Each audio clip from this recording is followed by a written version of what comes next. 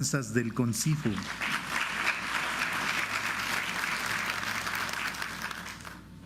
El doctor Pablo Guerrero Sánchez, presidente de Honor y Justicia del CONCIFO.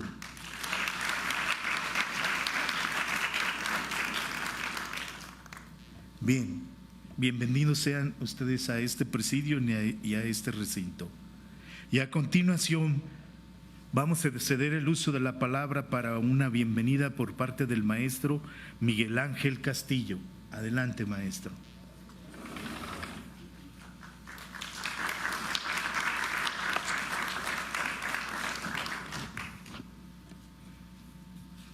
Licenciada Beatriz Elena Gómez Ortiz, secretaria general del colegio. Psicóloga María Dolores Hernández Urbina, secretaria de Finanzas del CONCIFO. Doctor Pablo Guerrero Sánchez, presidente de Honor y Justicia del CONCIFO. Antes que nada, yo quisiera extender una felicitación hoy, 20 de mayo, que celebramos el Día Nacional de los y las psicólogas en México. La felicitación es para todos aquellos compañeros, estudiantes, profesionistas que están dentro del ámbito de la atención en los problemas de la subjetividad.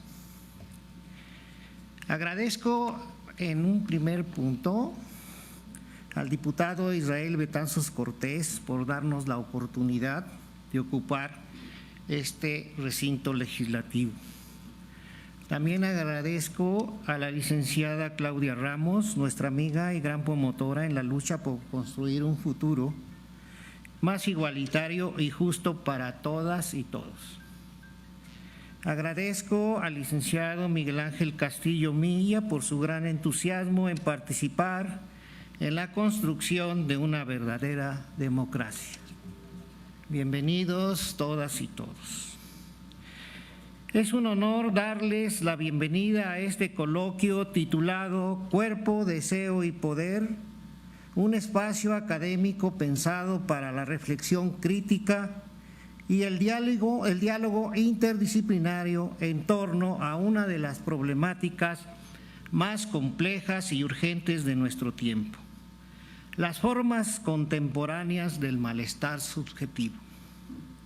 Hoy, 20 de mayo, como colegio, reconocemos y celebramos la invaluable labor de los y las psicólogas en México, quienes con sensibilidad, ética y compromiso acompañan los procesos humanos, contribuyendo a la estabilidad emocional, la comprensión de la subjetividad y la construcción de una sociedad más concreta y solidaria. Su trabajo no solo transforma vidas, sino que también fortalece los vínculos humanos y la esperanza en tiempos de dificultad. A nuestros socios y socias expresamos nuestro más amplio reconocimiento a quienes con un gran compromiso y profundo sentido humano contribuyen a la búsqueda de la verdad, la justicia y la comprensión del comportamiento humano en el ámbito jurídico. Los psicólogos forenses en su labor representan un puente fundamental entre la psicología y el derecho, aportando conocimiento científico, sensibilidad clínica y responsabilidad social ante problemáticas complejas que impactan a las personas y a la sociedad. Reconocemos el profesionalismo, la objetividad y la vocación con la que desempeñan una tarea indispensable para la procuración e impartición de justicia. Hablar del sufrimiento psíquico implica reconocer que el sujeto no existe aislado de los discursos, las instituciones, las relaciones de poder y las exigencias culturales que atraviesan su vida cotidiana. El cuerpo, lejos de ser únicamente una realidad biológica, se convierte en territorio de inscripción simbólica, de control, de deseo, Aparece como una fuerza que moviliza la subjetividad, pero que constantemente se confronta con normas, prohibiciones y mandatos sociales. Este coloquio busca abrir nuevas lecturas y nuevas preguntas. Nos convoca la necesidad de pensar críticamente cómo las transformaciones sociales, políticas, culturales y tecnológicas impactan en la construcción de la subjetividad y en las maneras en que hoy se expresa el sufrimiento humano. Desde diversas perspectivas teóricas y disciplinas compartiremos análisis, investigaciones y experiencia que permitan enriquecer nuestra comprensión de estos fenómenos. Finalmente, como colegio, agradecemos profundamente la presencia de cada una y cada uno de ustedes, así como la participación de nuestras y nuestros ponentes, quienes hacen posible que este espacio de diálogo y construcción de conocimiento. Feliz Día Nacional de las Psicólogas y Psicólogos de México. Y siendo las 9:34 horas de hoy, 20 de mayo, declaro formalmente inaugurado este coloquio que titulamos El Cuerpo, Deseo y Poder. Bienvenidos, muchas gracias.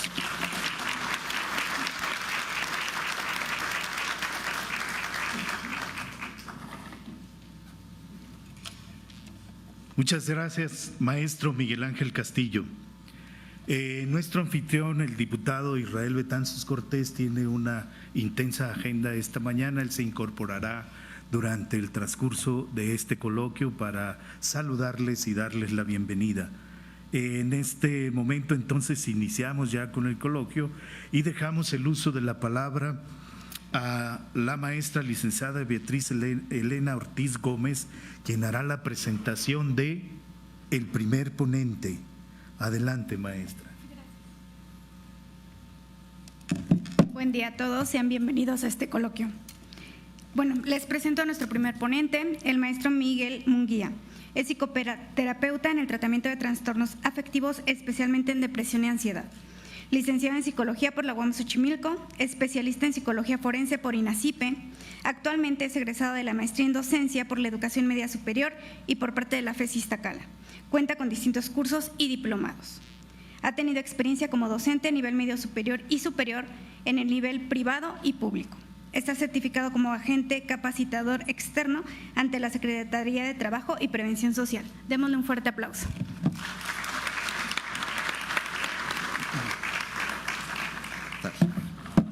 ¿Qué tal? Muy buenos días a todas y a todos. Vamos a iniciar con una ponencia llamada Psicología del Miedo a la Interacción, el cuerpo en la alerta, por su servidor, Miguel Munguía.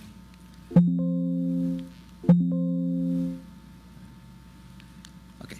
El objetivo es simplemente conocer qué es lo que pasa en el cuerpo a través de distintos discursos que se le llaman ideologías extremas, que más adelante los vamos a ir desmenuzando. Bueno, primero que nada, vamos con el contexto social. Vamos a ir desmenuzando desde lo general a lo particular.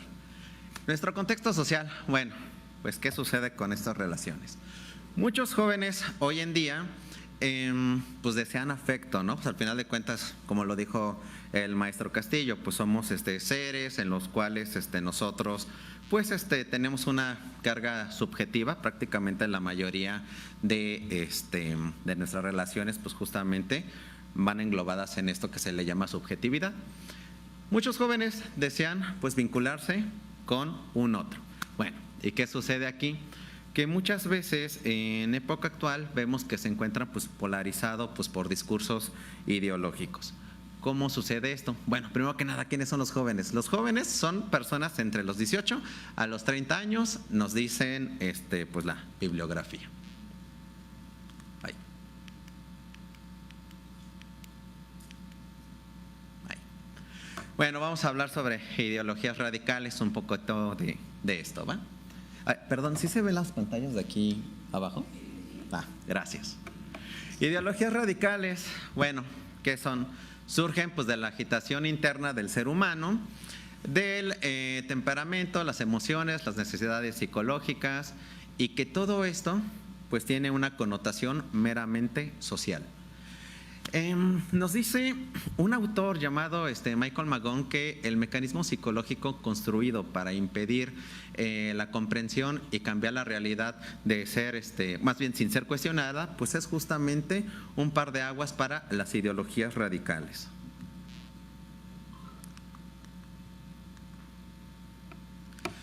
Bueno, ¿y qué son las ideologías radicales? Prácticamente son todas aquellas ideologías que de alguna manera están anteponiéndose ante los sujetos, y que estas ideologías de alguna manera están pues modificando ahora sí que el constructo social de todos y todas.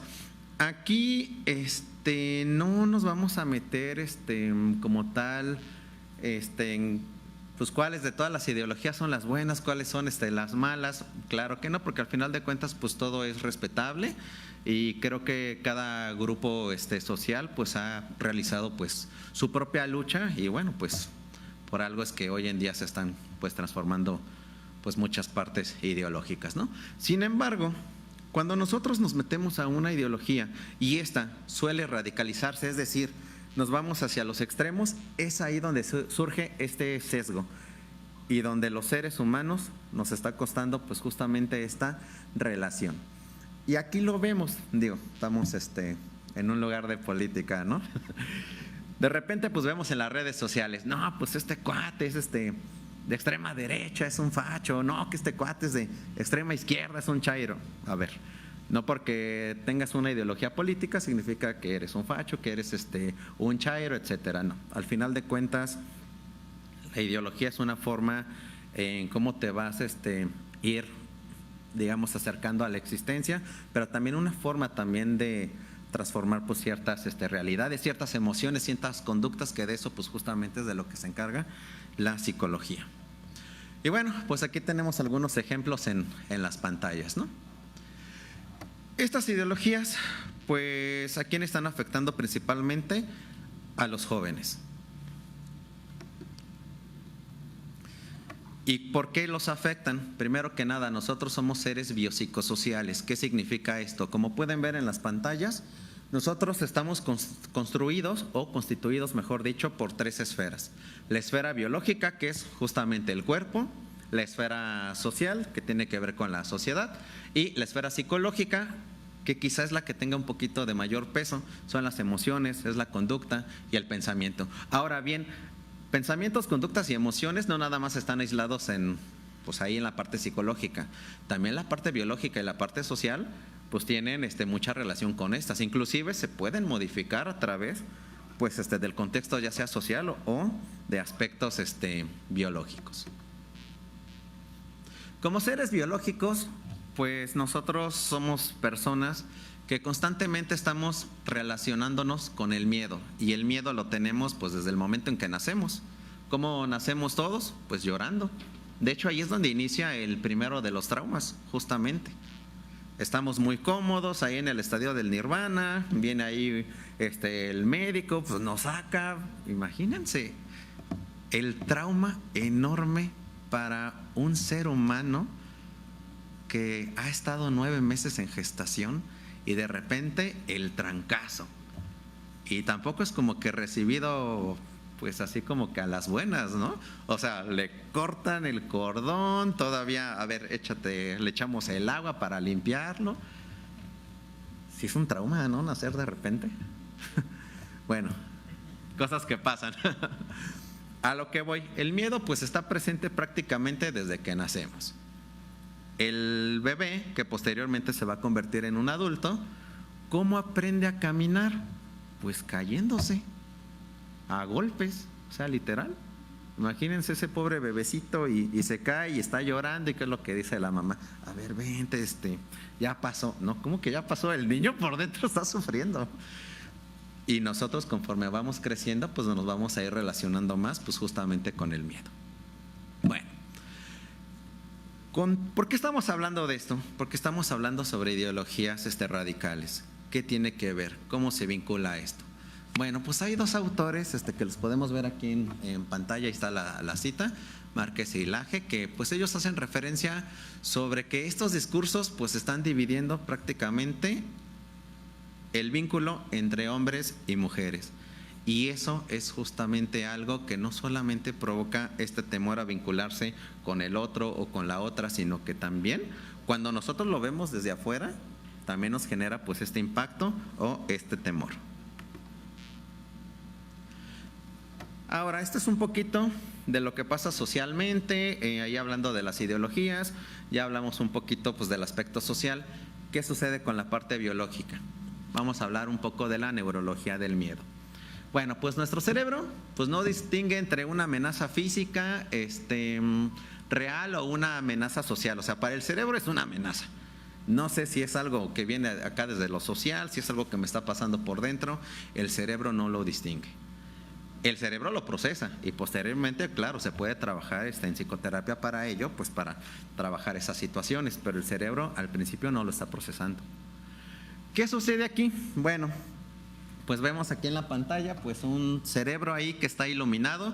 Eso se le llama hipnasis. Tenemos pues ciertas neuronas que no son otra cosa más que células que se encargan pues de enviar señales, ¿no? Y estas señales pues prácticamente lo que hace el cuerpo es reaccionar. Las señales se van a nuestros órganos, todos los órganos que se nos ocurra, el corazón, el páncreas, el hígado, el riñón, etcétera.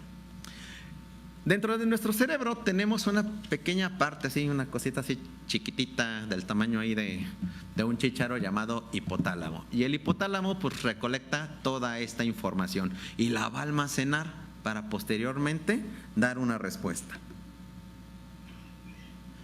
Bueno, pues dentro de estas pequeñas hipnosis que les comentaba, y parte de lo que es el sistema endocrinológico y también del sistema nervioso, pues tenemos las famosas hormonas. Hay dos en específico, una que se le llama el cortisol y otra que se le llama adrenalina. El cortisol está relacionado prácticamente con el estrés. La adrenalina está relacionada prácticamente con las reacciones físicas, principalmente con la huida, el miedo, etcétera. Justo aquí está la imagen que quería mostrarles. Aquí en las pantallas vemos ahí muchas neuronas que se están iluminando, pues justamente están mandando las señales pues que les estoy mencionando, ¿no? La famosa hipnosis.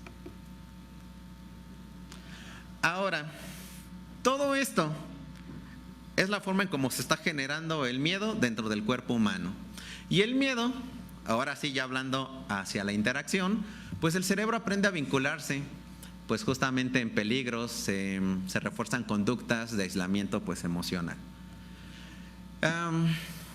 Uno de los grandes autores de la terapia cognitivo-conductual, Albert Ellis, hace referencia a que el miedo surge por interpretaciones amenazantes, lo que llama ideas irracionales. Justamente estas ideas irracionales pues son lo que digamos que ya cuando el ser humano lo está procesando, pues lo está convirtiendo, ese miedo que nació, digamos, biológico, pero se incrementó por un aspecto social, ya psicológicamente, pues va a estar teniendo distintas respuestas. Y dentro de todas las respuestas posibles que pueda tener, pues viene justamente esto, ¿no? La evitación. La evitación, nosotros los seres humanos, ¿por qué evitamos? Justamente para evitar la ansiedad, prácticamente. El prevenir un futuro, digamos, incierto, un futuro que puede estar lleno de, pues quién sabe qué, ¿verdad? El futuro es desconocido, todavía no llegamos hasta allá. Justamente el cerebro es lo que hace, ¿no? Dar ahí una pauta. Dice el cerebro, pues yo no quiero llegar todavía hasta allá, entonces, ¿qué es lo que hacemos? Pues evitar, ¿no? Evito el conflicto. Y pues bueno, pues aquí viene pues algunos de los diálogos que tanto hombres como mujeres, pues jóvenes, suelen decir como parte pues de estas ideologías extremas, ¿no? Y aquí tenemos algunas, digo, las más conocidas, las más famosas, las que están más presentes, prácticamente, ¿no? Ya sabemos cuáles son. la parte extrema del feminismo, la parte extrema del machismo, y que ambas pues nos están generando ahí pues ciertos conflictos, ¿no? Por ejemplo, algunos diálogos que tenemos aquí, pues todos los hombres dañan, todos los hombres son peligrosos. Ya desde ahí pues estamos teniendo pues hasta inclusive un sesgo cognitivo, ¿no? O también la clásica, no, pues todas las mujeres son infieles, otro sesgo cognitivo. Desde aquí ya nosotros estamos teniendo ahí un miedo a relacionarnos con la otra persona, es un miedo a la interacción. Y este miedo, les decía, tiene varias respuestas. Una de esas, que no es la única, pero sí es la más común y algo que en la experiencia de un servidor pues estoy viendo mucho justamente en terapia, pues es esto, los síntomas psicosomáticos, también llamados síntomas psicofisiológicos, síntomas biopsicológicos, bueno, traen varios nombres, ¿no? ¿Qué es un síntoma psicosomático? Pues prácticamente cuando ese síntoma de la emoción, ese síntoma de la conducta, del pensamiento, no es trabajado y no puede salir al exterior, ¿qué pasa? Pues se va a alguna parte de nuestro cuerpo. Puede ser cualquier órgano, el riñón, el hígado, el intestino, el corazón, etcétera. Hay dos científicos, Chirio y Domínguez, que refieren a que muchas personas ignoran que sus síntomas físicos pues tienen relación con las emociones y que muchas de estas provienen pues del miedo social justamente, ¿no? ¿Qué es lo más común que se ve últimamente en terapia? Pues muchos síntomas relacionados con la diabetes mellitus tipo 2, con la hipertensión arterial, con la obesidad y bueno, en menor medida también síntomas relacionados con lo que antes se le llamaba pues el síndrome metabólico, ¿no? Entonces, muchas veces llegan las personas a consulta, oiga, es que tengo la glucosa bien alta, el médico me dijo que soy prediabético. Ok, tienes 20 años, pues te estás ejercitando, pues por lo que veo llevas una buena alimentación, ¿no? Pues tu problema es justamente, probablemente pues emocional, ¿no? Y muchas veces en la terapia, cuando se trabaja todo esto, pues de fondo está justo eso, un miedo a relacionarse con los demás. Una vez una paciente me decía, es que ya los hombres le tienen miedo a las mujeres, ya no se quieren comprometer. Yo no sé si sea un miedo a la mujer, un miedo a una falsa acusación, no lo sé. Son preguntas que quedan en el aire, ¿no? Y que creo que no le vamos a encontrar respuesta en media hora, ¿verdad? Pero son cosas que están pasando. Son cosas que allá afuera están sucediendo. Y bueno, parte de estas consecuencias sociales y emocionales las tenemos aquí en pantalla. Pues se refuerza la dificultad para construir relaciones pues sanas. Muchas personas pues prefieren evitar compromisos afectivos. De ahí que veamos también pues muchos divorcios en estos matrimonios jóvenes, ¿no? Se incrementa pues la sensación de soledad y crece pues la desconfianza social. Y pues bueno, la desconexión emocional pues afecta en gran medida a la salud mental. ¿Qué se puede realizar? Pues desde el enfoque de la psicoterapia, pues se pueden identificar creencias externas que son aprendidas pues justamente en el medio social y que se pueden trabajar justamente para modificar por ciertas conductas como la evitación social. Nos dice Aaron Beck, ¿no? Uno de los exponentes de la terapia cognitivo-conductual, que el paciente aprende regulación emocional, así como técnicas de reestructuración cognitiva. ¿Qué significa todo esto? Bueno, esto en español significa que podemos, cuando se trabajan esas emociones, podemos recuperar vínculos saludables, podemos trabajar en disminuir la ansiedad, la depresión y los síntomas físicos, que eso es como que la parte, bueno, al parecer de un servidor, pues la más importante de este tema, ¿no? Los síntomas, pues, psicofisiológicos o psicosomáticos. Y sí, trabajando todo esto, se puede llegar, pues, a la disminución de todo ello. Como reflexión final, vincularse implica riesgo, sí, no podemos evitar el riesgo. Pero también al vincularse también estamos creciendo, no nada más crece una persona, crece también el otro o la otra. Y no toda relación pues termina en daño emocional, aunque a veces pues la televisión nos haga creer otra cosa, ¿no? Hay los programas populares. Y pensar en extremos pues limita la experiencia humana y pues refuerza el miedo constante a deteriorar pues, justamente la salud mental y la salud física. Nos dice Acevedo e Ibarra que a mayor sentido de la vida, menor depresión. Entonces, pues les invito a que le demos mayor sentido a la vida, mayor sentido a las experiencias y como dice por ahí una canción de Ricardo Arjona, ¿no? Pues hay que ponerle pues más vida a los años, que de eso se trata la vida, ¿no? De disfrutar y pues para eso estamos aquí también. Bueno, creo que se ven muy pequeñas las referencias, ahí si alguien gusta más adelante acercarse con un servidor, con gusto puedo compartirles la información y ahí si alguien gusta seguirme en redes sociales, pues ahí les coloco un código QR. Pues muchísimas gracias y nuevamente feliz día del psicólogo y de la psicóloga.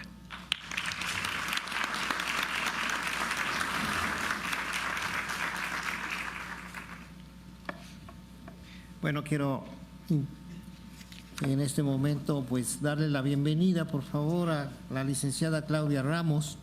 Es nuestra gran amiga y gran promotora, es secretaria técnica de la presidencia del Partido Revolucionario Institucional en la Ciudad de México. Claudia, muchas gracias. Prácticamente por ella estamos aquí. ¿Tienen alguna pregunta? Tendremos unos 5 o 7 minutos al maestro Miguel Ángel. ¿Sí? ¿Dónde estás? Ay.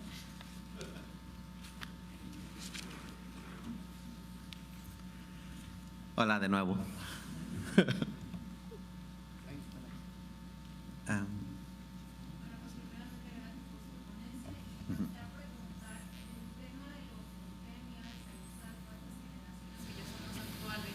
¿Qué recomendación podemos dar en consulta justamente para esta parte de la interacción social? Que bueno, si como millennials previos ya venimos digamos, con usted o con situaciones dificultosas a nivel social, pues ellos nos tienen todavía un poquito más.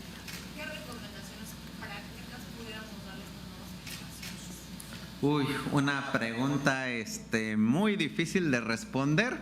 ¿Por qué? Porque prácticamente en cuanto a estudios psicosociales referidos a este tema en particular, con esas generaciones son muy pocos. Y la mayoría de los estudios que hay son estadounidenses o europeos. Aquí en Latinoamérica, creo que alguna vez leí uno de Argentina, me parece.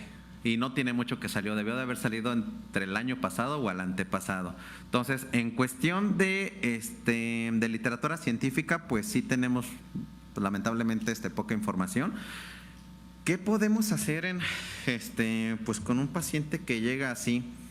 Pues trabajar con las herramientas que tenemos. O sea, realmente no tenemos como que otras opciones, dependiendo del enfoque que utilicemos. Digo, todos tienen el mismo objetivo, que prácticamente es la estabilidad emocional de la persona. Entonces ahí mi recomendación sería pues trabajar con las herramientas que tengamos y pues eso, realmente no hay mucha literatura. Y otra cosa, con estas nuevas generaciones, algo que tienen ellos a su favor y también nosotros como terapeutas a nuestro favor, que ellos ya no traen ese estereotipo, estigma que algunos millennials o algunas personas de la generación X o hacia atrás pues traían, ¿no?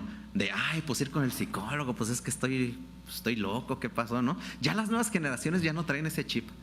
Ya son muy poquitos los que lo traen y también desde ahí es una ventaja porque podemos intervenir pues justamente con ellos. Entonces, repito, pues con las herramientas que tengamos terapéuticas se pueden abordar pues yo creo que perfectamente la situación. No, ¿de qué? ¿Alguna otra pregunta? Creo que no. Bueno, pues feliz día, compañeros, y pues pásenla súper padre y espero que aprendan mucho pues con esta información de calidad de mis siguientes compañeros.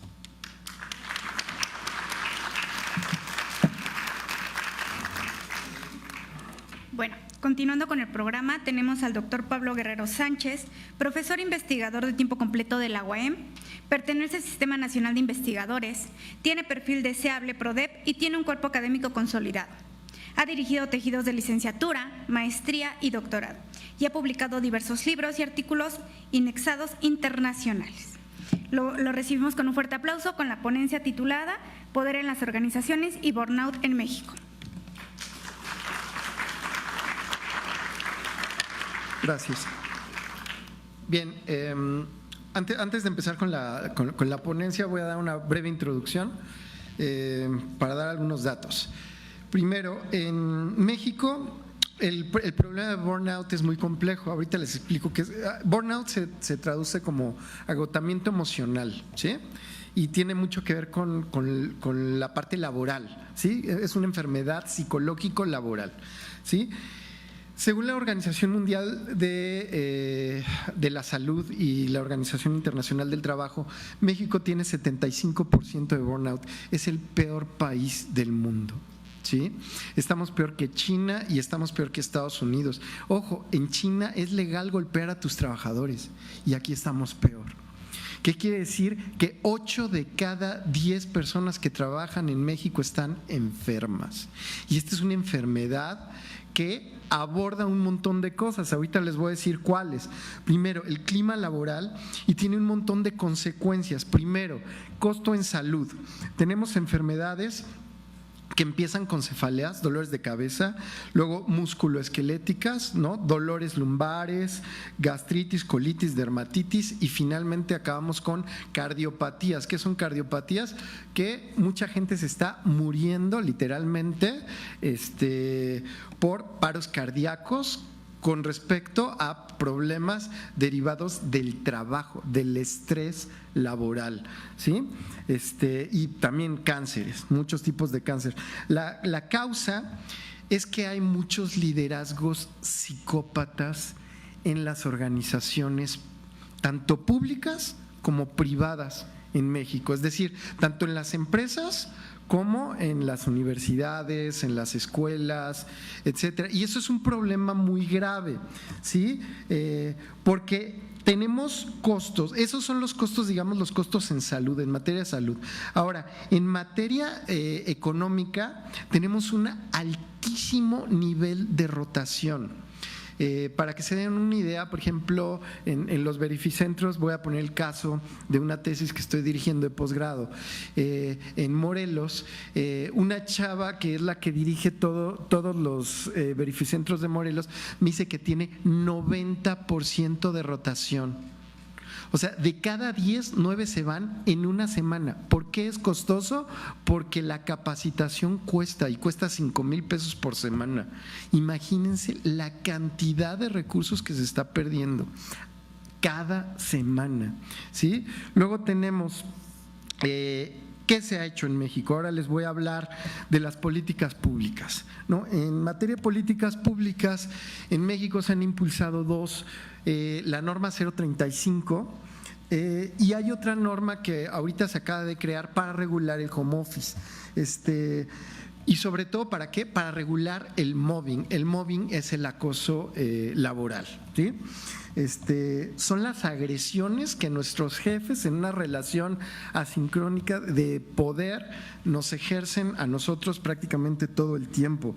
Las humillaciones, las cargas excesivas de trabajo, porque además otro de los datos que nos da la Organización Internacional del Trabajo, somos de la Organización para la Cooperación y Desarrollo Económico, es decir, para un montón de países del mundo, el país que más horas trabaja del mundo, pero el que menos produce.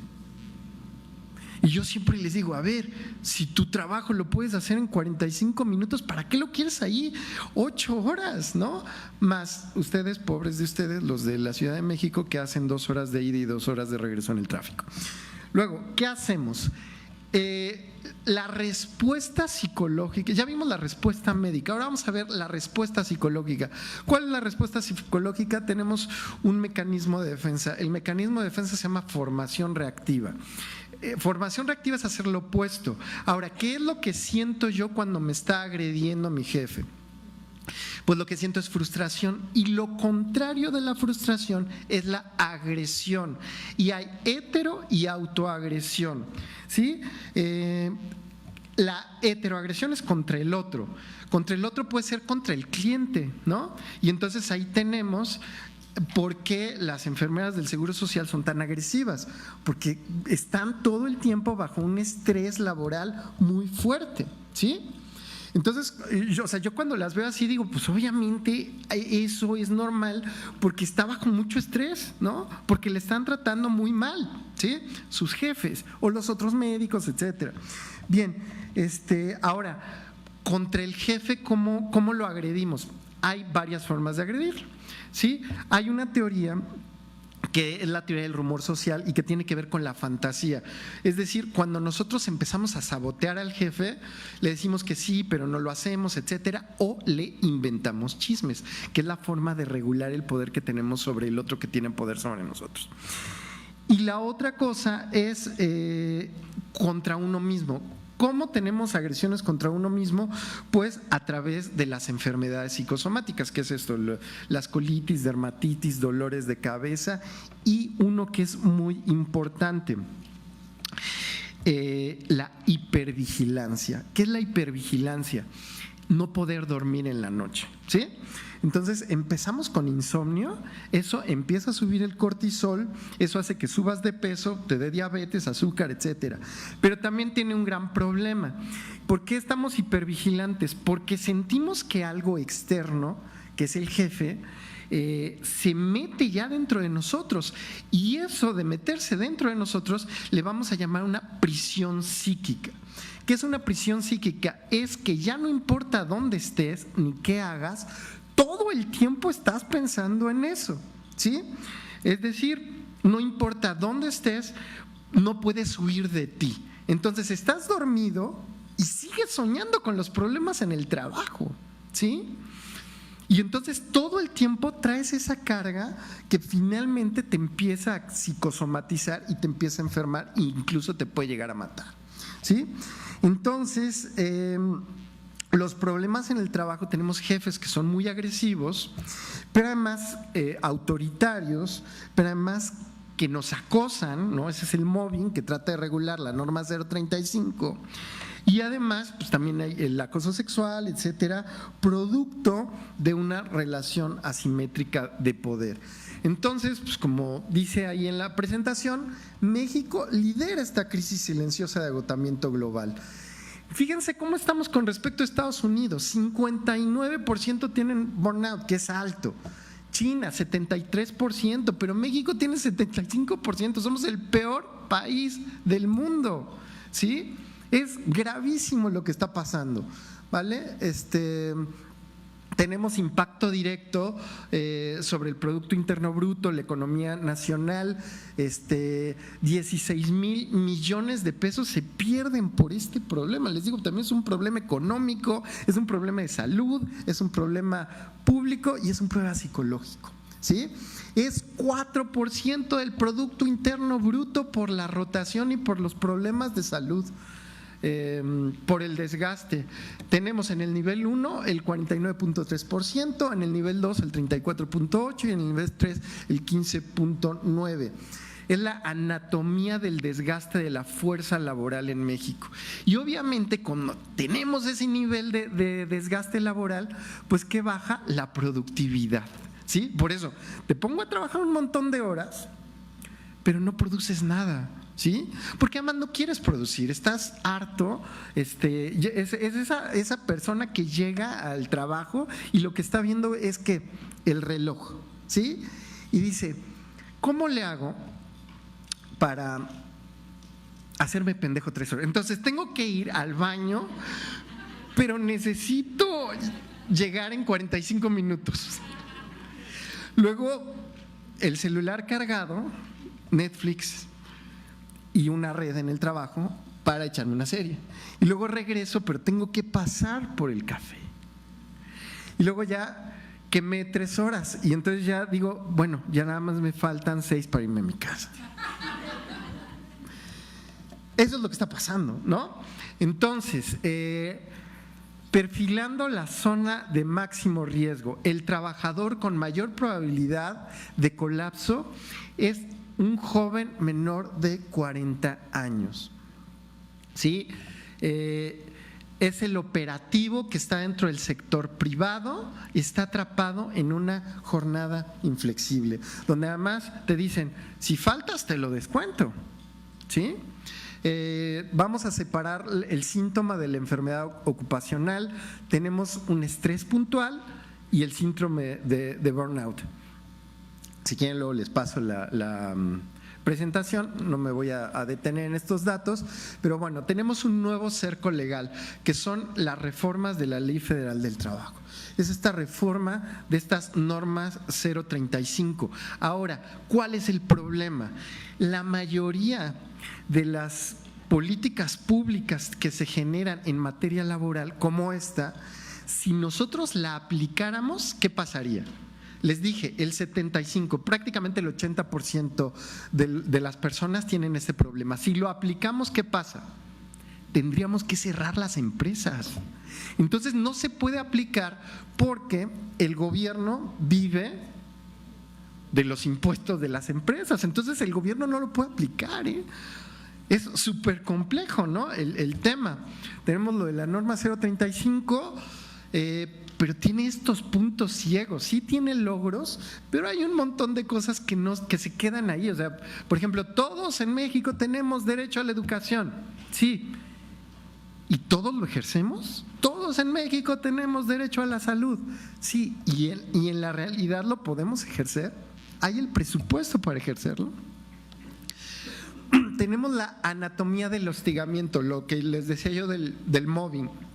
Empieza, porque además los psicópatas son bien inteligentes, ¿no? O sea, ven y empiezan a acosarte tantito, ven si pudieron, entonces te empiezan a acosar más y luego más y más y más, hasta que, porque ellos viven del poder, ¿no? De sentir que están ejerciendo poder sobre ti. Hay una brecha de ejecución, hay un fracaso en el enfoque actual en México, ¿no? Ahí están las cifras. Hay una mecánica del colapso donde el trabajador poco a poco se va rompiendo, ¿no? Porque efectivamente ya empiezas a sentir esa carga, pero dices, es que tengo que ir, no puedo no ir. ¿Quiénes sí piensan, yo sí puedo no ir? Los millennials, los centennials, ¿no? Que dicen, pues a mí mi papá me dijo que, mira hija, no, tú no tienes por qué andar aguantando. Entonces ya tienen eso en la idea y dicen, no me gustó cómo me vio mi jefe, y se va. Pero es un problema en ambos sentidos, ¿eh? Porque también se acercan conmigo mis alumnos que son empresarios o de las cámaras empresariales, y me dicen, es que no hay, ya no les puedes decir nada. Antes ustedes sí, yo te regañaba y te aguantabas. ¿Por qué? Pues porque tienes hijos, ¿no? Y dices, no, pues es que pues, si yo no trabajo, pues mis hijos no comen.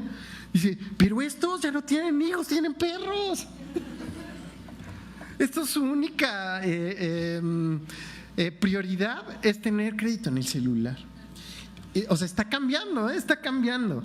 Tenemos una evolución corporativa del asistencialismo, que viene obviamente de un estado asistencial a la sostenibilidad. ¿Cómo yo voy a mantener el Estado si cada vez tengo menos recaudación fiscal? Porque además estas empresas pues están cerrando, ¿sí? Porque las empresas pues trabajan personas y las personas se me van, pues ¿qué pasa? Que no hay forma de sostenerlo en el tiempo económicamente. Y fíjense, la causa es una causa psicológica, pero que tiene un efecto negativo en lo económico y en la salud, ¿vale? Síntesis estratégica, un efecto de diseño. Tenemos pérdidas por 16,000 millones de pesos, 4% del Producto Interno Bruto, ¿sí?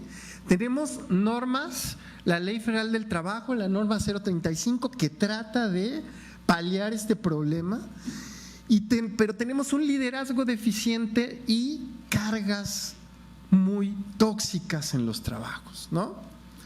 Entonces el burnout no es una falta de resiliencia de, bueno, pues sí me siento mal, pero voy a ver cómo me siento mejor el día siguiente.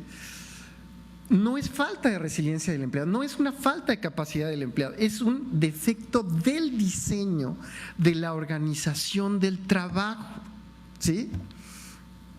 Entonces tendríamos que diseñar un ecosistema de contención psicológica para abordar temas que son políticos, que son de salud y que son económicos, porque además les digo, oye, es que esto nos está costando mucho dinero, la rotación cuesta, ¿sí? La curva de aprendizaje cuando tú contratas a alguien nuevo es lenta y eso ya se lo estás pagando, está costándonos dinero, está costándonos salud, está costándonos muertes laborales, ¿sí? Hay unas palancas tácticas para la retención de la productividad, pero eso debe de venir de un cambio en los liderazgos, ¿sí? Que el liderazgo, porque además el líder psicópata, pues cuando tú llegas, ¿qué hago? Y te voy a tratar como si fueras mi súbdito y yo fuera emperador y me vas a hacer esto y vas a hacer esto y lo quiero para mañana y me entregas esto y todo. En vez de, yo estoy aquí por ti, yo estoy aquí para servirte. ¿En qué te puedo apoyar para hacer tu trabajo? ¿Sí? Pero eso no se les pasa por aquí, porque además los liderazgos que buscan las posiciones de poder son los liderazgos tóxicos, son los liderazgos psicópatas, ¿sí? Entonces, la mente es el principal activo productivo. Cuidar la salud mental, por lo tanto, no es un lujo. Ahí están los datos, ¿sí? Es un simple ejercicio de cumplimiento regulatorio, como la norma 035, es una inversión estratégica de sostenibilidad corporativa, que no se quede solamente en somos una empresa socialmente responsable, no, que sea algo real, que real, es decir, voy a actuar que soy buena onda con mis trabajadores, no, es que realmente te importen, que el líder sea un líder empático, que diga, oye, pues no la hagas venir así, ve, está embarazada, ¿no? Ve al policía, también tiene 9 meses de embarazo y lo haces venir. Es que lo está medio gordito. Que define la productividad, la innovación y la supervivencia en el mercado mexicano hacia el 2026. Bien, ya acabé.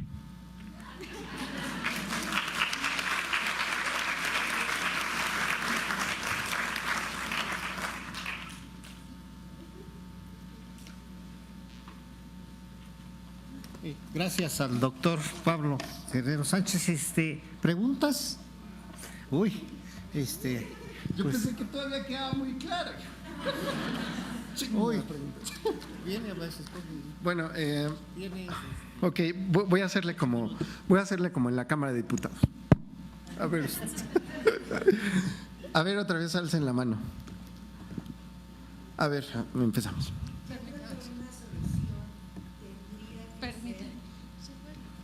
Sí, soy Luz Urbina. No están preparados, no tienen cursos de liderazgo, de administración. Por eso es que pueden cometer. Yo lo hablo desde el punto de vista del gobierno. Ajá. Yo los puestos que he visto no tienen competencias, tienen muchas áreas de oportunidad. No distinguen entre un feedback positivo y un feedback negativo. Ajá. Entonces eso lleva a ver como que hay cosas normales o que estamos normalizando. Sí, y en las empresas privadas sí te capacitan, pero sí hay los perfiles psicópatas. Sí, no, y además lo disfrutan, porque ven qué tanto pueden ejercer agresión sobre ti. Y obviamente pues hay regulación o la propia empresa te dice, no, pues espérate, eso no lo puedes hacer. Pero en cuanto ven una pequeña área de oportunidad, empiezan a sacar su verdadera personalidad y es muy, muy grave. Entonces yo he encontrado que lo que tú puedes hacer, porque como que actúan en manada, ajá, Y entonces lo que tú puedes hacer es desvincularte de ellos y ocupar esos como mecanismos psicológicos. Sí podría ser. Pues te puedes hacer pendejo. No, o sea, a ver, varios mecanismos de defensa. Uno, el típico que va a usar el mexicano, evasión. ¿Cómo? Me trato de salir de la realidad y entonces por eso dice, no, pues ya va a acabar me voy hacia la fantasía y entonces pues me voy a tomar con los amigos, me voy a tratar de escapar psicológicamente de esta realidad. Sin embargo, puedes hasta cierto punto, pero llega un momento en el que ya no puedes, entonces es cuando huyes, pero ya huyes realmente. Y es donde viene la rotación, y el problema es que en México la rotación es altísima. ¿Sí? A ver, ¿quién más? A ver, ahí que tienes cerca el micrófono. Sí, gracias. Hola, buenos días, soy Mónica. La forma de disminuir o más bien atacar el burnout o el estrés laboral, me parece que tiene que ser de forma integral, no solamente parte de los estilos de liderazgo, sino me parece muy importante y creo que ese es el engrane perfecto, que también los colaboradores o los trabajadores sepan de todo esto que está, ¿no? Por ejemplo, la norma 035. Muchos desconocen esta norma. De repente llegan y ya llegó la psicóloga de la empresa, ¿no? Y te contestan el cuestionario, ¿y para qué es? No, me parece que tampoco hay una profundidad de intervención en ese sentido, y creo también que hay que asumir la responsabilidad como trabajadores y colaboradores de poder informarnos sobre esto y saber también, ¿no?, cuáles son los derechos que podemos ejercer, ¿no? En este sentido, bueno, esa es mi opinión, pero también me gustaría saber la tuya. Lo que pasa es que no puedes correr al jefe. O sea, incluso cuando te dicen, oye, vamos a hacer una intervención, tráeme a Pablo, ¿no? Y ya llega Pablo, el pendero. Y entonces tú dices, es que el que me está contratando es el problema, ¿no? ¿Cómo le digo? Ahora, el problema de los psicópatas es que son totalmente egodistónicos. Es decir, ellos no se dan cuenta que tienen un problema, ¿no? O sea, el psicópata, el narcisista, etcétera, o sea, él piensa que está bien. Incluso tú, o sea, por ejemplo, vamos a pensar en nuestro colegio, ¿no? Psicología forense, pues estudiamos asesinos seriales. Si tú ves a los asesinos seriales, si les preguntas, oye, ¿te arrepientes? Yo, ¿pero por qué? Fíjate las respuestas. No, lo que pasa es que yo la maté, sí, la violé, pero también porque iba pasando por ahí. O sea, si saben cómo están las cosas y pues va con una faldita, pues ella prácticamente me estaba obligando a que la violara y luego pues no la iba a dejar viva, ¿no? Entonces la maté. Entonces, ese tipo de preguntas y ese tipo de respuestas la tiene exactamente el jefe. Oye, ¿por qué lo corriste si tiene hijos? Yo no lo corrí, se corrió solo. Fíjense, o sea, la respuesta, ¿no? Yo la violé, o sea, ella me incitó, ¿no? Es exactamente. Y entonces, cuando tú tratas de darles una consejería, un curso de empatía, se vuelven peores. Es súper interesante.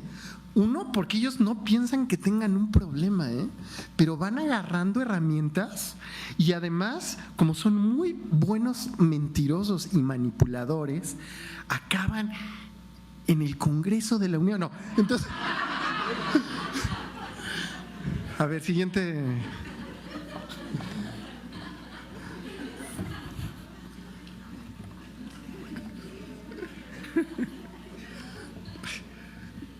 Pero aún así siempre me invitan, güey. O sea, aquí al Senado. Aquí. Les gusta que les digan. A ver, ahí de ronco pecho. Venga, te escuchamos. Veo muchas áreas de oportunidad, principalmente las empresas están desorganizadas, no hay un plan estratégico y si lo hay, no lo dan a conocer a otras áreas, la gente no es medida por objetivos, no hay KPIs, no hay una descripción de puestos y si la hay, no la siguen al pie de la letra. No hay evaluaciones de desempeños anuales que te ayuden a ver cómo vas, qué es lo que tienes que llevar a cabo el día a día. Entonces, es complicado que bajo este tipo de esquemas que no tenemos como empresas, trabajemos con claridad, ¿no? Obviamente la rotación es altísima, cuando estamos en el onboarding ni siquiera hemos terminado y la gente ya se fue y te preguntas por qué se fue. Entonces, o ni siquiera llegan, ¿eh? Exacto, es importantísimo. Entonces, antes la gente y las generaciones se jubilaban en una sola empresa. Sí. Hoy día no tenemos esa visión ni tenemos esa capacidad porque los jefes, si tú haces algo que no les gusta, te corren. Entonces, no tenemos permanencia. Hay muchas áreas de oportunidad desde que estamos contratando perfiles que no son aptos en puestos que tenemos que ocupar, que deberían de cumplir habilidades, actitudes y muchas capacidades que no tenemos, ¿no? Capacitamos poco a la gente o capacitamos sin saber realmente cuál es el área de oportunidad que tienen. Entonces, derivado de ello, pues te encuentras con muchísimas áreas de oportunidad. Para mí, que he trabajado en muchas empresas, lo más importante es bajar cuál es el plan estratégico de la empresa, todas las áreas, ir teniendo una evaluación de desempeño que tristemente no se tiene. Entonces, ¿cómo llegas a una meta, no? Y los líderes, pues estamos contratando gentes que no cubren con el perfil, ese es el gran problema. No, pero no solamente eso. Sí. O sea, por ejemplo, en muchos casos… Perdón, mi nombre es Janet. Sí. Bien, Janet. En muchos casos, a veces los liderazgos llegan, aquí creo que ella quiere decir, llegan y te dicen, necesito que hagas esto, esto, esto y esto, ¿no? Son tus competencias, son tus KPIs, tus indicadores clave de desempeño. Pero a veces los que yo les llamo las hormiguitas, que son los operativos, ¿no? Que hacen toda la chamba, pues están ahí trabajando y trabajando. Oye, híjole, es que no acabamos, ¿no? ¿Cómo le vamos a hacer? ¿No?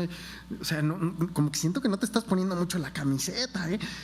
Y no, pues, ¿qué necesita, jefe? No, pues el fin de semana, el domingo. Y entonces llegas con toda la chamba del fin de semana, el domingo, la presenta el jefe. Y entonces está la reunión, bla, bla, bla, se presenta y no le dan… bueno, el que hizo todo el trabajo, que usualmente tiene una personalidad dependiente, neurótica, con un super yo muy fuerte, etcétera, dice, ay, bueno, ahorita va a decir que lo hice yo, o va a decir mi nombre. Y, no, sí, ahorita me va a decir que me da la palmadita. Y todos, no, bravo, muy bien, bla, bla, bla. Y ya se fueron todos y, gracias, señor. Hijo de su madre. Y entonces ese va a explotar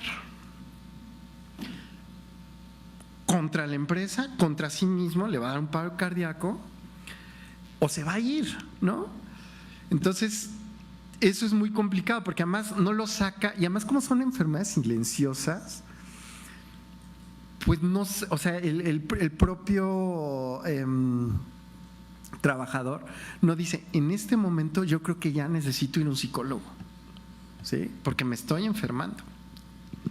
Bueno, buenos días, me da mucho gusto que hayan abierto este espacio. Mi nombre es Iratzi.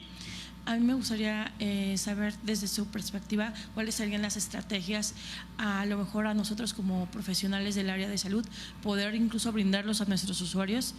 Incluso usted comentaba ahorita, hay una área de oportunidad muy grande en el sector, incluso de las escuelas. A mí me tocó una situación el día de ayer con respecto a una de mis niñas y la directora de esta escuela realmente se puso en una posición justamente como de acoso laboral y lo noté con otros colaboradores de, no, yo aquí mando, y esas fueron sus palabras y yo dije, oh Dios, tenemos una área de oportunidad, incluso como padres de familia, los que somos, porque al final de cuentas hay definitivamente una zona que trabajar. Y también me gustaría saber a lo mejor qué estrategias podremos incluso implementar, no solamente nosotros que somos algunos justamente padres de familia, incluso profesionales del área de salud, incluso proponérselos de cierta manera o brindar más información a los posibles usuarios que llegamos a tener y que también están sufriendo cierto acoso laboral dentro de estas instituciones. ¿Qué nos recomendaría?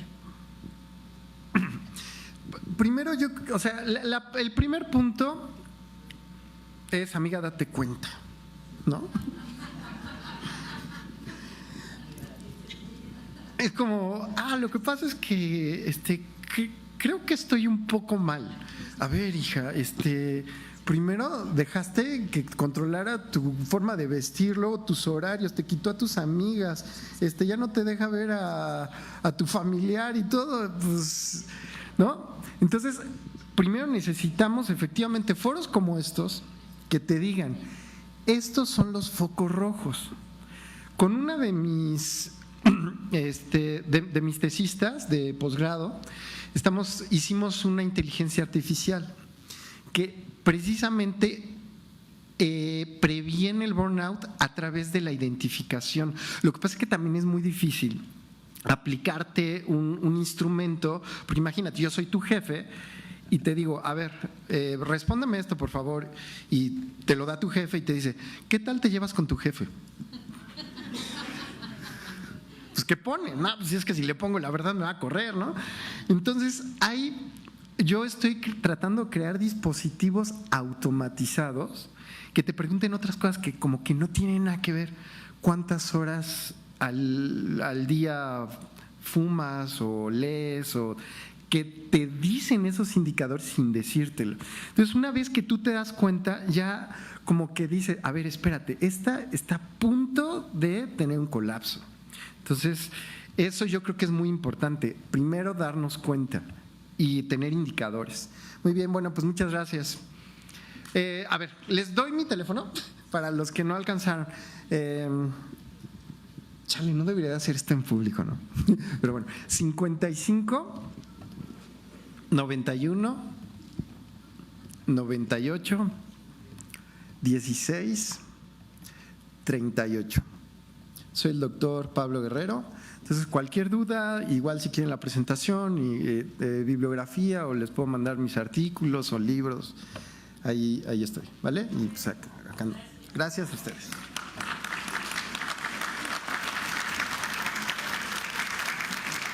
Vamos a continuar siguiendo el horario de las presentaciones, pero antes quiero darle también la presentación del licenciado Miguel Ángel Castillo Milla, secretario de Gestión Social de la Universidad Revolucionaria del Partido Revolucionario Institucional. Gracias por tu apoyo.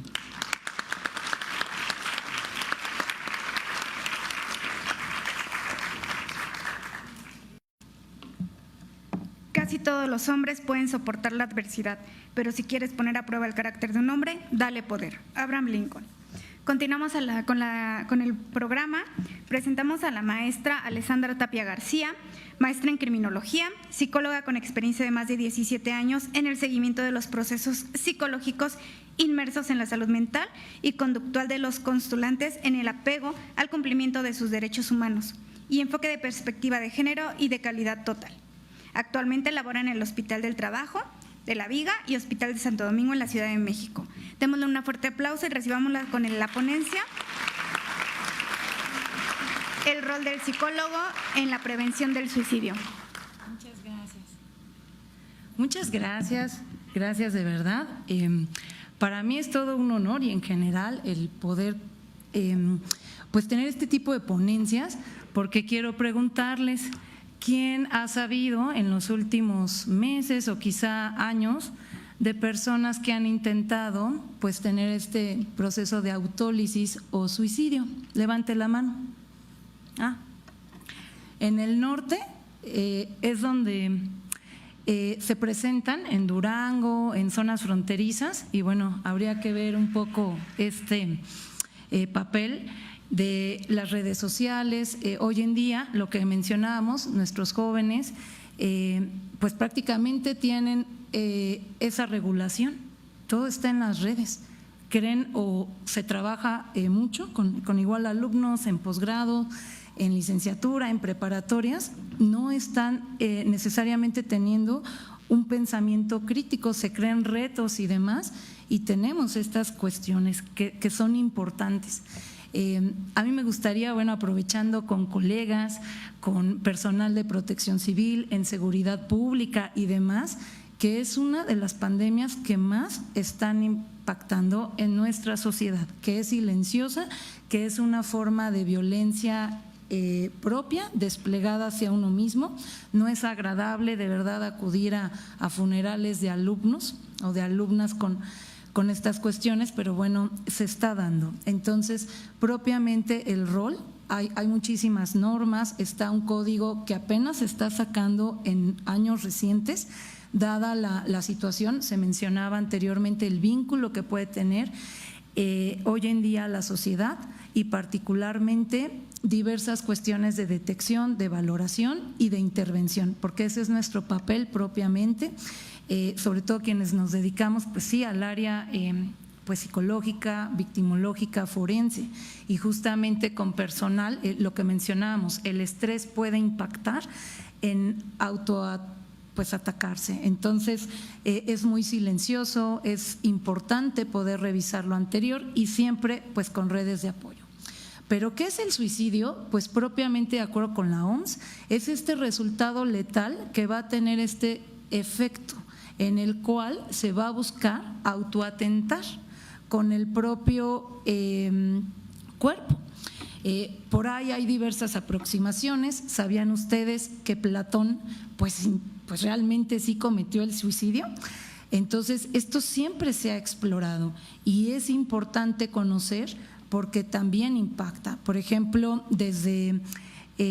un autor que me gusta mucho es Guerrero López. Él aborda mucho desde la perspectiva mexicana propiamente los factores tanto sociales. Él tiene una visión antropomórfica sobre el suicidio y precisamente sobre el papel, por ejemplo, de instituciones. Anteriormente lo sigue siendo en ciertas poblaciones la iglesia, pero hoy en día se ha tomado al internet y a todos los efectos. Entonces, de alguna manera se tienen estas vertientes, no solo como una enfermedad o desde un aspecto punitivo en el caso del derecho, sino también, decía Emile Durkheim, que impacta a toda una sociedad. Entonces es interesante cómo estos enfoques desde los romanos, por ejemplo, decían la esclavitud era una de sus penas y entonces era un enfoque punitivo, no podías escapar necesariamente de ello. Posteriormente, Esquirol, diversos psiquiatras, von Kraft y muchos otros mencionan su papel como enfermedad mental o digamos una cuestión biológica, porque sí es cierto, sí hay factores, pero siempre pues revisamos el ambiente, todo este contexto, así como en economía, ¿no? Hoy en día que aunque pues se fortalece, de todas maneras hay mucho que hacer. En estos casos yo les puedo compartir, yo me he topado con esta especie de detectar, porque sí influyen, si hay factores criminógenos, si hay factores de salud. Por ahí hay una ley que está muy en boga para pacientes, sí, desde paliativos, etcétera, que es toda esta figura. Yo sí quiero agregar como colegas, no solo como especialista, pues sí en relacionado, hay que conocer en criminología, factores subyacentes legales, sino también es el rol en proponer diversas normas. Actualmente en la norma Conocer, en la 1097 hay, para quienes gusten poder certificarse en las normas Conocer, nos evaluamos, nos capacitamos para esta actitud de servicio, de habilidades, de conocimientos y siempre estamos preparándonos particularmente, pero son para eventos perturbadores.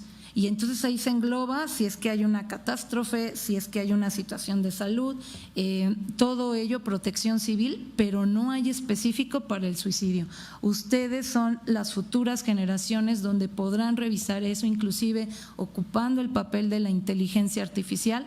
Y bueno, yo solamente voy a agregar que es muy importante esta vigilancia, esta identificación de factores de riesgo. Siempre vamos a hablar de factores de riesgo y factores de protección. Cuando alguna vez en la balanza se descompensa, ahí es donde influye. Y entonces en entrevista clínica pues es desarrollar estas intervenciones que vienen desde contextos de la OMS, es decir, mundiales y propiamente regionales.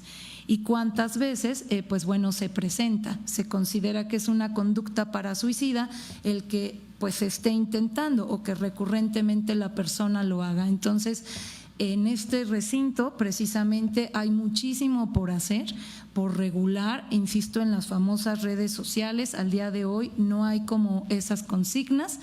De verdad se los puedo comentar, donde el papel tiene en redes, el papel en home office tiene una carga simbólica importante para los retos del futuro. Entonces, por ello, insisto, para las futuras generaciones, para las actuales, toda esta accesibilidad, sensibilidad acerca de la salud mental y propiamente en conocer, en capacitar, pues esta especie de auxilio psicológico, de apoyo psicológico y de políticas públicas que se encaminan a lo anterior. Apenas está en el inicio en las escuelas, pero falta muchísimo. Ustedes tienen enfrente en pantalla un semáforo que de hecho se espera trabajar. Bueno, ya está, de hecho, que es un semáforo del suicidio y prácticamente cuando hay una cuestión leve es que aparece en verde, cuando hay una cuestión intermedia que no es necesariamente tan determinante se considera amarilla y el color va subiendo. El color guinda es cuando ya es inevitable por cualquier medio mecánico, químico, de arma blanca, etcétera. Apenas, este es un cuestionario, de hecho se presenta, quienes trabajan en psicología de urgencias, pues bueno, pueden verlo, ¿no? Sobre todo en personal de salud, en personal de seguridad pública y diversos otros sectores donde usted literal ha pensado en suicidarse o en tener pensamientos autolesivos, pues la mayoría, o sea, en ciertos momentos responderemos que sí, en algún momento, pero ¿cuál es la frecuencia? Ahí se los comento porque apenas son esfuerzos para poder revisar lo anterior, pero siempre conociendo estos casos. Lo acaban de ver. Levanten nuevamente sus manos. ¿Cuántas veces han escuchado de un caso cercano? Levanten. Muchísimo. Y esto es una población, o sea, así como en trastornos de salud alimenticia, particularmente de dismorfia, anorexia, etcétera, pues también está la comorbilidad que puede decirse que es de un 20%, en realidad parece que es más. Lo mismo sucede en el suicidio, es muy impactante. Aquí sí hablamos, sí puede impactar más a un género que en otro, pero se está aparejando. Entonces ha subido de manera drástica. Después de la pandemia, en realidad, aunque por cada 100,000 habitantes se dice que ya la tasa no es de 10 o de 20, es de 50 a 100 personas, es ya más grave. Hay también diversas herramientas que se han aproximado, quienes están en academia, pues empieza desde una idea, desde un deseo y propiamente fantasear, lo mencionaban, el hecho de desconectarte de la realidad para poder fantasear y posteriormente como un habitáculo de un auto, es decir, que indica la velocidad, poco a poco amenazar, tener un plan, esta estrategia hasta que finalmente lo puede cometer, puede ser planeado o no. Ahí están más los datos, lo cierto es que se dice que más ya, no de 800,000 personas, de 900,000 personas pueden estar cometiendo lo anterior. Entonces, la tasa se ha incrementado, ya no es de 5.2, se dice que aproximadamente puede ser de 7.4, lo cual ya es un aumento enorme, y entonces en las zonas fronterizas es muy común encontrar lo anterior. Yo me he topado pacientes, Durango, Monterrey, zonas fronterizas, Tamaulipas, etcétera, es donde se presenta. Y hay diversos mitos, porque muchas veces es esto, ¿no? El mito de que si yo hablo de este tema voy a inducir más, que a lo mejor solamente es bajo una cuestión exclusivamente patológica, cuando no es así, cuando hay otros contextos, o miles de situaciones, o sea, algún mito es muchas veces ponerlo en el radar porque de verdad está impactando.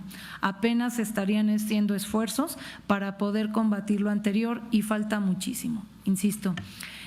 Muchas veces estos factores de riesgo es sobre todo, yo lo he detectado, se los comparto, la incapacidad para escuchar, para decir lo que a mí me importa probablemente al otro no, y eso es un vínculo. Creo que de eso se ha tratado estas ponencias y es importante visibilizarlas, así como tal cual demostrar afectos cuando son familias con sumamente el rigor o que igual vienen de contextos laborales, o al contrario, cuando hay mucha flexibilidad, o sea que se considera laxo.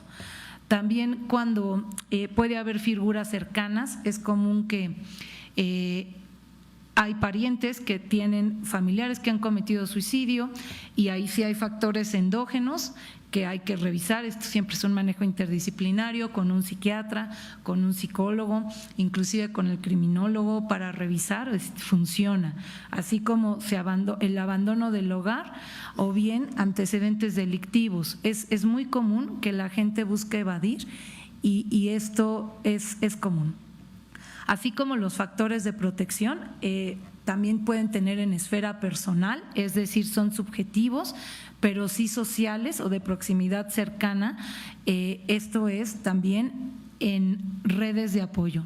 Quienes carecen de una red de apoyo sólida tiene la alta probabilidad de que en algún momento es importante cuidar esa salud, así como comunitarios. Apenas se estarían formando estos primeros indicios porque, insisto, el código CIEM, que es en el IMSS, para abordar lo anterior, mucho aborda sobre estos temas. Bueno, ¿qué te predispuso? ¿Qué pasó? ¿Qué sucedió? Inclusive lo que comentaba, hay factores de competencia ante el conocer, donde tal cual se evalúa el lenguaje corporal, la distancia que puedes tener hasta esa persona, pero es muy general. No hay como tal, o sea, es, insisto, de eventos perturbadores, el 1097, pero no tal cual exclusivamente al suicidio. Y sobre todo, mucho menos en ambientes digitales que también se están dando, insisto, a los jóvenes. Una de las terapias, bueno, en general el enfoque es como muy rico o muy diverso en ello que se puede abordar, desde la cognitivo-conductual propiamente, y también lo que es la famosa terapia DBT o dialéctico-conductual. Esta es propiamente que ayuda a regular emociones, reducir comportamientos destructivos porque es un impulso, porque la persona no lo controla. E insisto, es importante que en un momento, afortunadamente lo que decían, hay cada vez, a mí me comentan, sobre todo jóvenes, Ale, para mí el que acuda a mi pareja a terapia, mi equipo de trabajo, mi grupo social, en alguna medida impacta, porque a veces cuando asisten a terapia no solo impacta a una persona, sino a 8 o incluso más. Y en este tipo de lugares, de recintos, es donde es importante plantearnos estas preguntas, revisar más que qué corriente se puede abordar o no. Es cómo poder acercarnos con los legisladores, con quienes nos van a escuchar, para continuar con lo anterior. Yo les diría siempre en un equipo multidisciplinario, aquel o aquella que piense que la psicología es exclusiva de un consultorio, no, de verdad no es así, siempre es como mantener en activo y no, insisto, porque se tiene como una formación en derecho para la maestría en criminología. Pues solicitan, es parte del tronco común junto con medicina, psicología, derecho. No solo es en esos factores, sino en donde ustedes siempre ejerzan, porque el consultante es lo que va a pedir.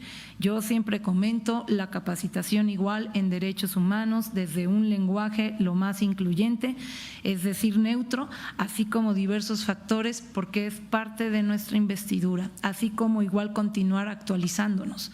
Entonces, bueno, en este caso, este enfoque, el objetivo DBT, propiamente establece, por ahí se mencionaba, lo decían otros ponentes, el hecho de fortalecer parte del sentido de vida que se está perdiendo y que es importante rescatar, así como aumentar esta estrategia de afrontamiento ante el manejo de estrés, también en generaciones recientes y en las actuales, donde es importante de ahí poder establecer como terapeutas estos mecanismos de afrontamiento, de resiliencia, sobre todo porque, en consulta llegan pacientes con esta perspectiva, ¿no? Cómo afrontar o que esa persona se vaya con un enfoque diferente.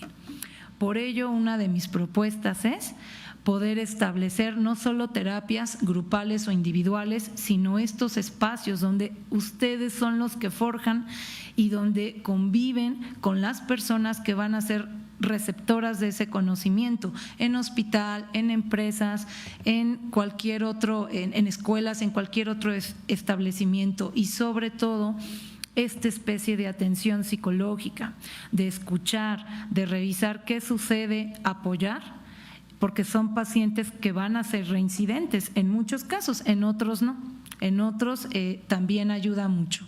El trabajo, ahí sí de tiempo completo, del profesional de la salud con equipo interdisciplinario.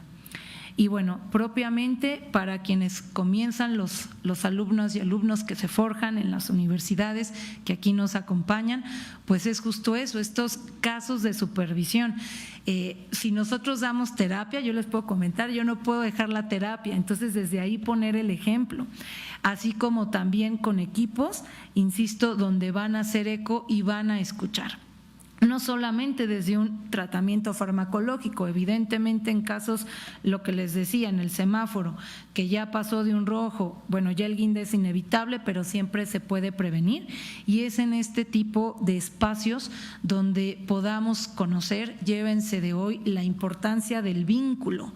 Aunque muchas veces nos cueste trabajo, no es sencillo dejar el ego, pero es importante, y más para estas propuestas, porque de verdad sí es desgastante en este sentido con este tipo de pacientes todo el tiempo.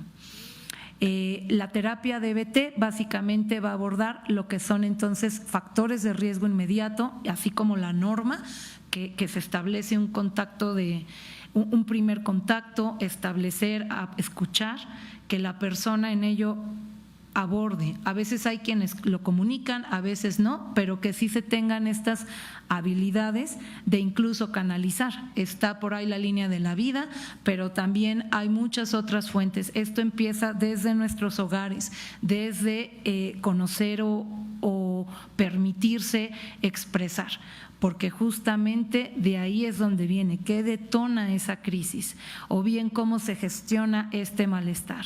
Sin duda son los grandes retos, con el fin de crear un programa de seguridad donde podamos visibilizar lo anterior, donde es qué señales de alerta puede estar, cómo se mencionan o no con el ambiente. Muchas veces el ambiente enferma al paciente, es cierto, pero sobre todo este seguimiento. Hay pacientes, sobre todo, yo siempre les digo, mis pacientes son sagrados, sí, igual que mi familia, pero también, o sea, con ese papel donde es escuchar o apoyar, porque de verdad a veces es tanto que en esto mismo podemos entrar en esta atención también a tener burnout. Somos los primeros, sobre todo en este tipo de contactos, de primer contacto, policías, médicos, paramédicos, protección civil y bueno, cualquier otro personal que me falte, pero que sea de primer contacto, podemos ponernos en riesgo y por eso es importante. Entonces, el seguimiento es lo más permanente. Aquí se observa pues esta especie de semáforos, ¿no? El rojo, el verde y el azul, donde es lo conductual, detectar o precisar para esa persona y ponerlo en marcha. Entonces, sin duda, aquí también se encuentra la bibliografía. Yo sé que hay más preguntas por la forma en la cual se puede abordar el protocolo que se inicia. Yo creo que de entrada es el escuchar, el tener este diálogo abierto, la capacitación de parte del personal, porque de hecho eso se está implementando en CONASAMA. y propiamente en diversas otras vertientes. Hoy en día el papel del psicólogo es fundamental, gracias a estos espacios también por darnos la oportunidad, e insisto, ustedes son las generaciones donde van a convivir con sus consultantes en cualquier ámbito. Sobre todo, siempre haré un énfasis, la capacitación en derechos humanos, en esta especie de lenguaje, de atención y de contención son fundamentales, agregando el factor virtual, que hoy en día se pierde y que es sumamente vital porque el mundo efectivamente cambió después de la pandemia. Muchas gracias por su atención. Por favor, si hay preguntas, es importante. Por ahí, de este lado. Sí, yo quise ser también muy concreta porque dije lo más nutritivo de estos espacios son sus preguntas. Hola, ¿qué tal? Buenos días. Buenos días. Mi nombre es Iratzi Castillo. Me gustaría a mí saber un poquito más dónde podríamos certificarnos en esta área de oportunidad justamente, dónde nos podría sugerir para justamente implementarlo, principalmente por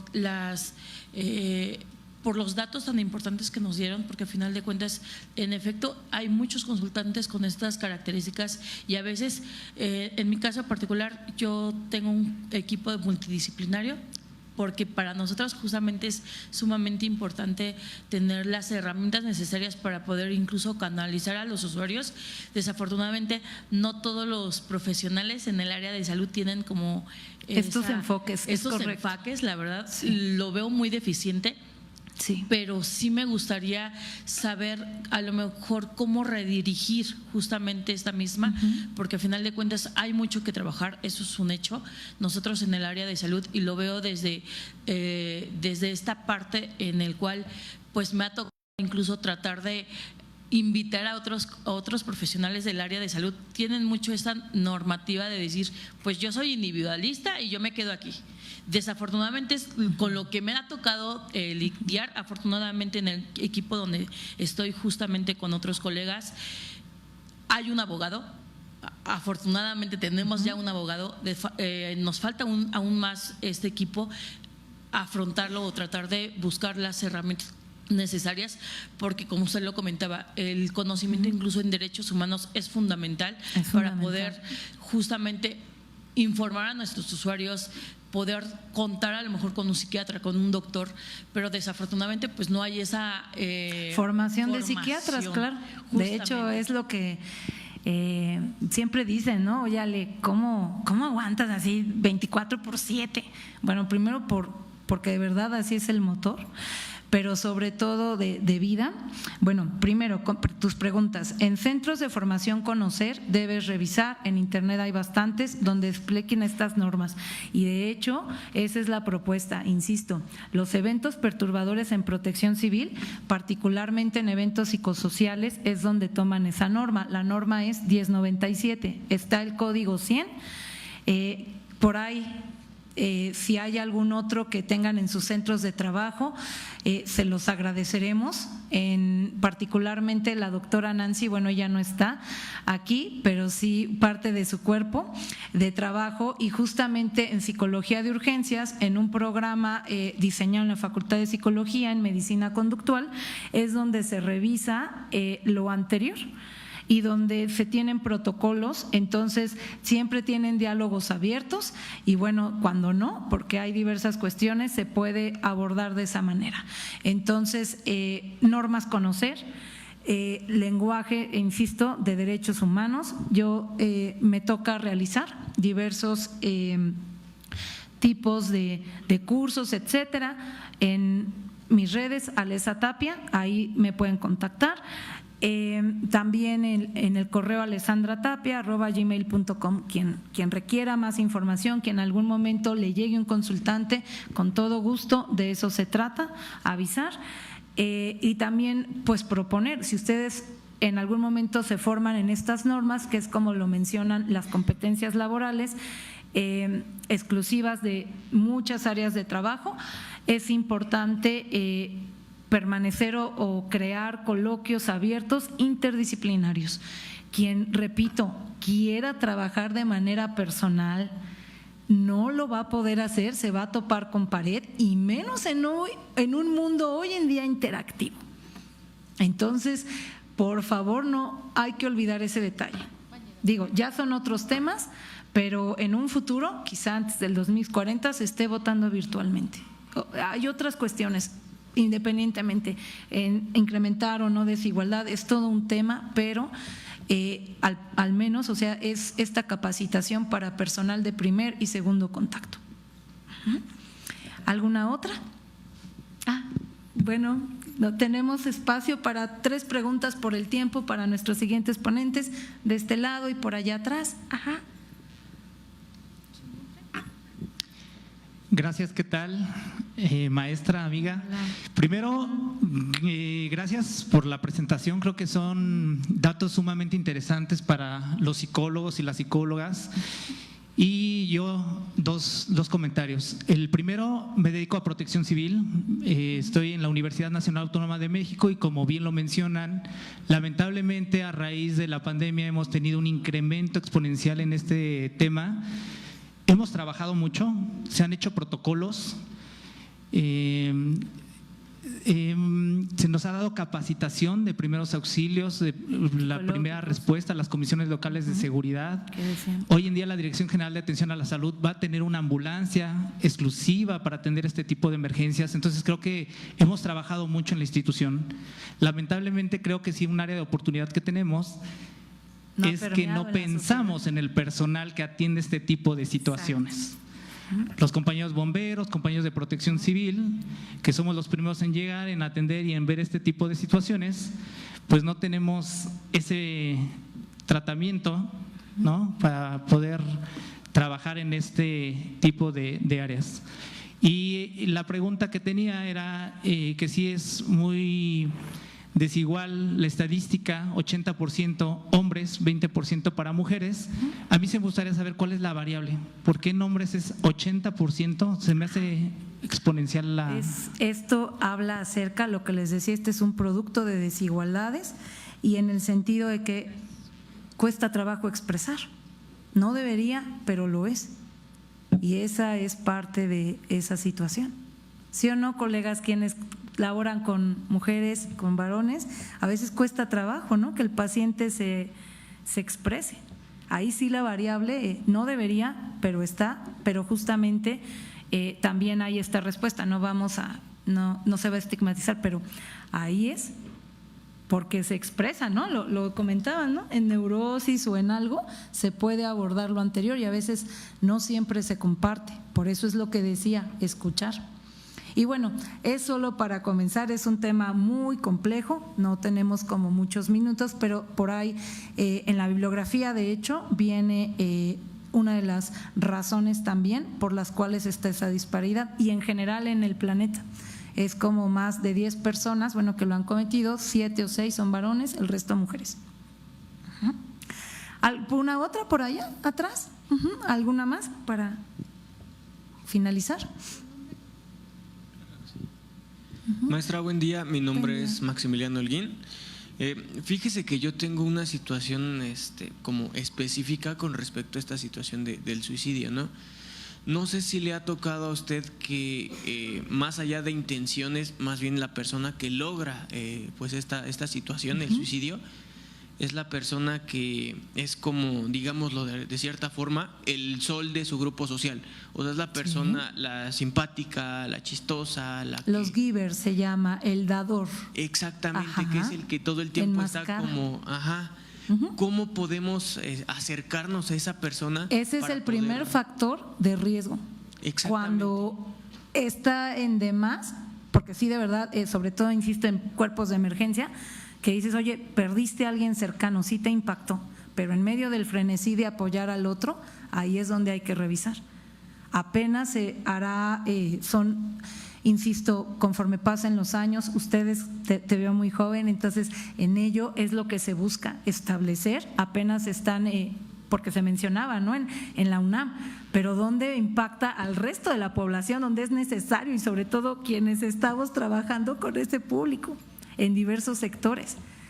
Desde ahí, ese es un factor de riesgo, no de protección, al contrario, porque ¿por qué te estás protegiendo a otros y desprotegiéndote a uno mismo?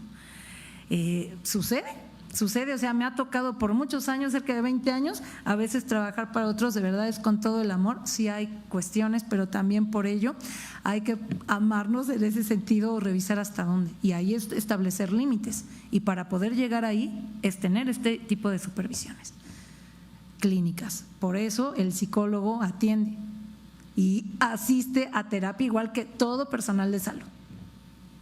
Es una reflexión, perdona un poco, pero por la premura de, bueno, ya son las 11:01, entonces, ¿quién más? ¿Alguna otra pregunta? ¿Una más? ¿Nos da tiempo? Ok, una más, por favor, así, porque estamos en tiempo, ¿verdad, maestra? Sí, ya, así, 30 segundos, maestra. Sí, claro.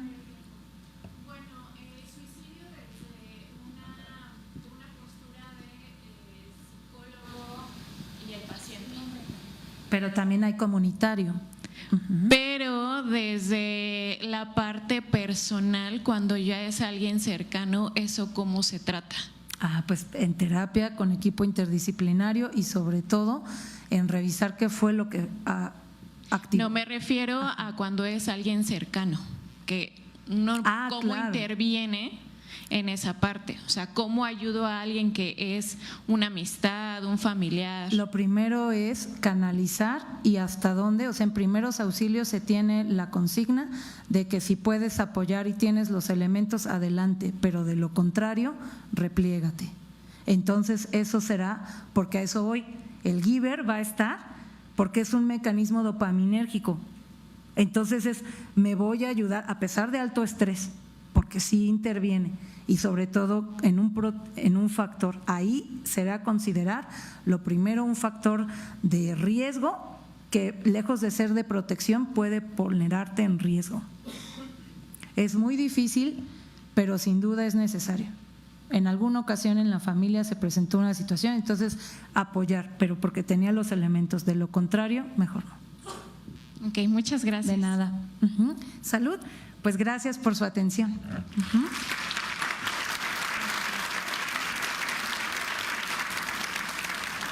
Ok, agradecemos la participación de los primeros ponentes y los invitamos a la salida. Les van a indicar en qué sala podemos tomar un pequeño receso de 20 minutos.